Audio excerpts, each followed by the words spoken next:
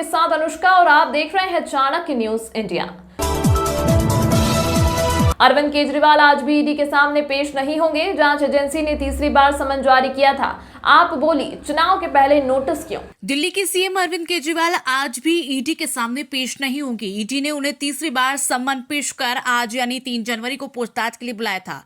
आम आदमी पार्टी आप ने कहा कि लोकसभा चुनाव से पहले नोटिस क्यों जारी किया गया। आपके 3 नेता सत्येंद्र जैन, मनीष सिसोदिया और संजय सिंह शराब नीति केस में जेल में हैं। इसके पहले ईडी ने 2 सम्मन भेजकर 2 नवंबर 21 दिसंबर को केजरीवाल पेश होने को कहा था, लेकिन केजरीवाल ने इन दिनों सम्मन को गैरकानूनी और राजनीति से प्रेरित बताते हुए ईडी के सामने पेश होने से इनकार कर दिया। 21 दिसंबर का सम्मन मिलने के बाद केजरीवाल 10 दिन के विपश्यना के लिए पंजाब के होशियारपुर चले गए थे। आम आदमी पार्टी ने बुधवार को कहा कि हम ईडी की जांच में सहयोग करने के लिए तैयार हैं, लेकिन ईडी के नोटिस गैर कानूनी हैं। इनकी मंशा केजरीवाल को गिरफ्तार करने की है ताकि लोकसभा चुनाव में केजरीवाल प्रचार न कर सके। कांग्रेस नेता उदित राज ने कहा कि ईडी ने झारखंड के सीएम हेमंत सोरेन के करीबियों के ठिकाने पर छापा मारा। ईडी ने छत्तीसगढ़ के पूर्व सीएम भूपेश बघेल को चुनाव से पहले नोटिस भेजे थे और उन पर झूठे आरोप लगाए थे।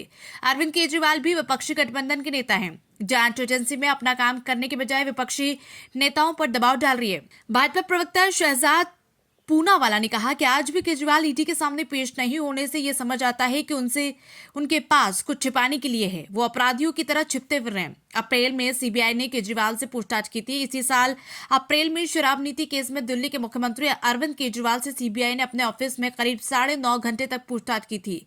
वे सुबह 11:10 पर एजेंसी के ऑफिस पहुंचे थे और रात 8:30 बजे एजेंसी के ऑफिस से बाहर आए। आज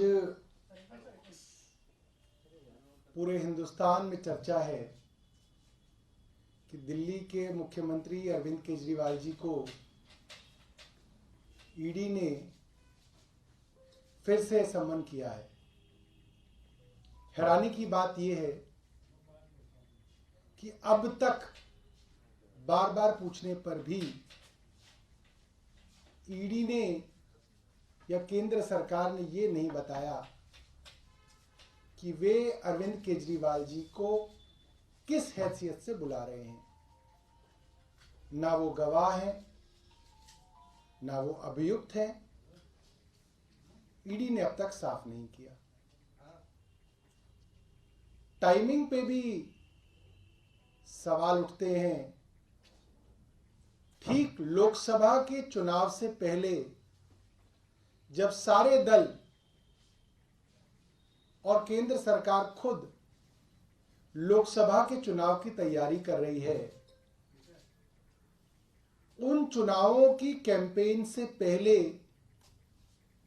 मुख्यमंत्री अरविंद केजरीवाल जी को गिरफ्तार करने की साजिश केंद्र सरकार कर रही है ताकि मुख्यमंत्री लोकसभा चुनाव की कैंपेन में ना जा पाए, उनको जेल में बंद कर दिया जाए। हम सब ये बात जानते हैं, पिछले 1.5 साल से इन्वेस्टिगेशन चल रही है। 1.5 साल हो गया है। जब चार्जशीट दायर हो चुकी है, चार्जशीट के बाद इस स्टेज पे अरविंद केजरीवाल जी को क्यों बुलाया जा रहा है? आपकी इन्वेस्टिगेशन तो 1.5 साल से चल रही है, आपको 1.5 साल बाद याद आया? इन सवालों के जवाब केंद्र सरकार को और ईडी को देने चाहिए। ये बात जानते हैं कि मनीष जी को करीब 1 साल से गिरफ्तार किया हुआ है। उनके खिलाफ कोई सबूत अदालत में पेश नहीं कर पाए हैं। आज नहीं तो कल मनीष जी निर्दोष साबित होंगे और रिहा होंगे। ये बात केंद्र सरकार भी जानती है।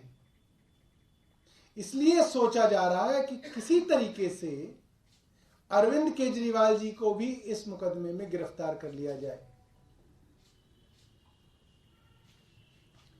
हम सब ये चीज देख रहे हैं कि देश के अंदर जितने भी अपोजिशन पार्टी के लीडर्स हैं, उनको किसी ना किसी मामले के अंदर ईडी द्वारा गिरफ्तार करने की कोशिशें हो रही हैं और आए दिन भारतीय जनता पार्टी के नेताओं के खिलाफ बड़े बड़े मामले हमारे सामने आते हैं। मगर उनके अंदर कोई ईडी, कोई सीबीआई कोई पूछताछ नहीं कर रही, कोई गिरफ्तारी नहीं कर रही।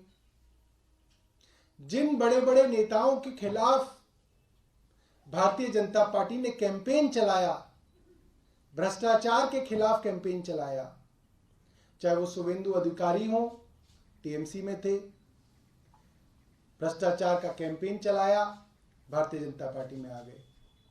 मुकुल रॉय हो, कैंपेन चलाया गया, कहा गया मुकदमे किए जाएंगे, वो भी भारतीय जनता पार्टी में आ गए, सब मामले समाप्त हो गए। हेमंत बिस्व शर्मा हो, पेमा खंडू हो, नारायण राणे हो, छगन भुजबल हो, अजीत पवार हो, प्रफुल्ल पटेल हो, जो लोग भारतीय जनता पार्टी में आते जा रहे हैं उनके खिलाफ फिर मामले सुनाई देने बंद हो जाते हैं। ये पूरा का पूरा मामला राजनीतिक है और अरविंद केजरीवाल जी को लोकसभा की कैंपेन से रोकने के लिए प्रायोजित है। धन्यवाद। सौरभ जी, पहली बार जब ईडी का समन आया था उसके जवाब में आप लोगों ने ये पूछा था कि किस हैसियत से बुला रहे हैं, लेकिन ये भी कहा था 5 राज्यों में चुनाव होने वाले हैं।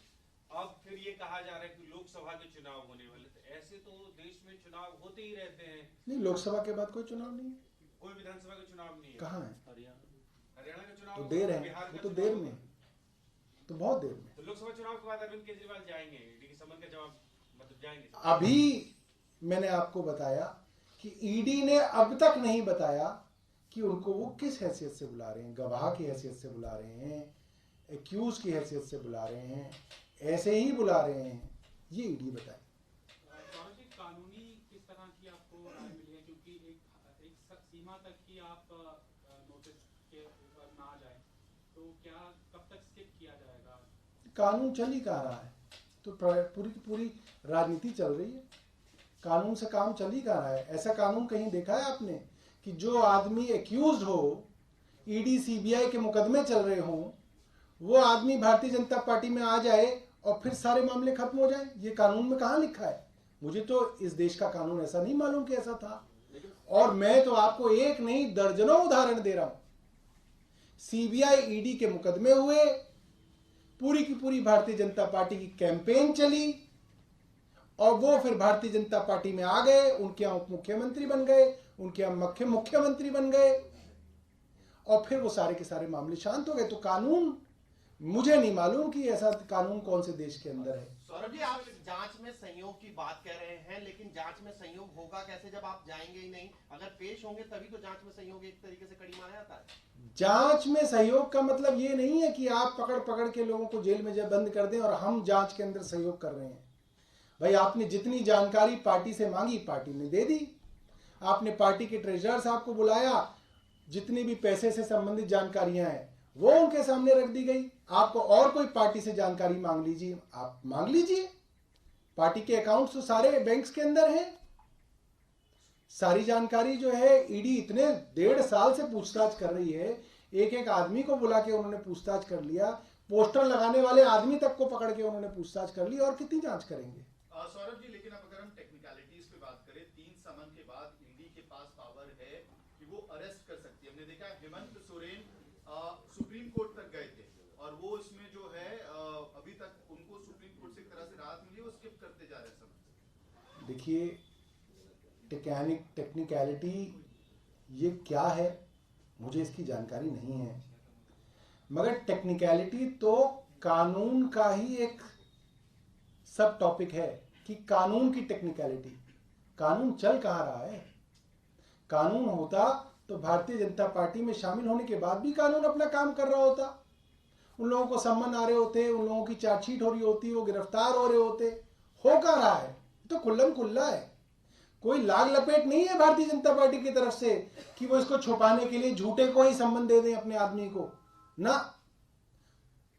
हेमंत बिस्व शर्मा आ गए भारतीय जनता पार्टी में, मुख्यमंत्री बन गए, मामला खत्म है। शर्म के लिए भी ऐसा नहीं है कि चलो झूठे कोई हेमंत बिस्व शर्मा को बुला ले, लोग बहुत बदनामी कर रहे हैं कि वॉशिंग मशीन है बीजेपी की, ऐसा भी नहीं है। सौरभ जी, एक झारखंड में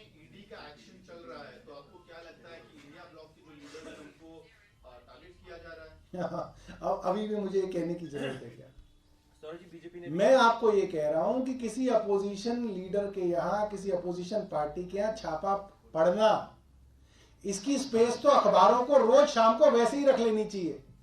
उसमें बस भर देना चाहिए, अच्छा झारखंड में झारखंड डाल दो, अच्छा बंगाल में बंगाल डाल दो, अच्छा वहां पे आ गया दिल्ली के अंदर, अच्छा पंजाब के अंदर, वो नाम भर दिया करो। रोज आप एक कॉलम जो है उसके लिए बचा के रखिए। सर एक दूसरा मामला है और पहले बहुत बड़ा मामला हुआ था सीए वाला। अब ये कहा जा रहा है कि लोकसभा चुनाव से ठीक पहले गृह मंत्रालय इसको नोटिफाई करा सकता है और एक तरफ राम मंदिर भी चल रहा है, तो क्या लगता है लोकसभा चुनाव से ठीक पहले सीए को लागू क्यों करा है? अब अगर मैं कहूंगा कि लोकसभा चुनाव से पहले क्यों किया जा रहा है, तो मेरे दूसरे मित्र कहेंगे अरे चुनाव तो देश में चलते ही रहते हैं। ये सिर्फ कहने वाली बात नहीं है। अयोध्या की डेट लोकसभा चुनाव से पहले क्यों है, सीए की डेट लोकसभा चुनाव से पहले क्यों है, और मुख्यमंत्री अरविंद केजरीवाल को लोकसभा के चुनाव से पहले क्यों बुलाया जा रहा है, ये समझते सब लोग हैं।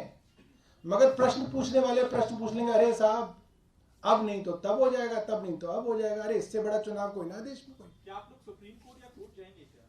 क्योंकि आप लोग लगातार अरे हमारी पार्टी तो कोर्ट में ही रहती है ज्यादातर समय। तो जाएंगे इस मामले अब बचा क्या है इस देश के अंदर? कोर्ट कचहरी ही बची हुई है और कुछ बचा ही नहीं है। तो क्या आप जाएंगे इस मामले में? अब देखेंगे वकील साहब क्या बताएंगे। अच्छा अभी तो आप लोगों की कोर्ट में है, आप बताओ फैसला। सर अभी बीजेपी ने ट्वीट किया है, उन्होंने कहा है कि अरविंद केजरीवाल ईडी से डरते हैं, उन्होंने मनीष सिसोदिया और संजय सिंह को अकेला छोड़ दिया है। तो क्या बोलूं मैं इस पे, बताइए। तो भी आपकी प्रतिक्रिया होगी?